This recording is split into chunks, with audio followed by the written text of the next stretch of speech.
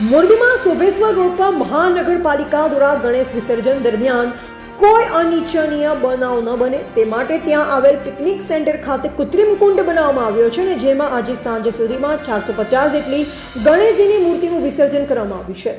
જોવા જેવું છે કે ગણેશ વિસર્જન સમયે ઘણી જગ્યાએ જીવલેણ ઘટનાઓ બનતી હોય છે અને લોકો પાણીમાં ડૂબી જતા હોય છે અને મૃત્યુ પામે છે। આવી ઘટનાઓ સામે આવતી હોય છે। આવા અકસ્માત મોરબી શહેરમાં ન બને તે માટે થઈ મહાપાલિકા દ્વારા તકેદારીના ભાગે મોરબીના સોભેશ્વર રોડ પર આવેલ જૂના પિકનિક સેન્ટર ખાતે કૃત્રિમ કુંડ બનાવવામાં આવેલ છે, જ્યાં ગણેશજીની મૂર્તિનું વિસર્જન કરવા માટેની વ્યવસ્થા કરવામાં આવી છે।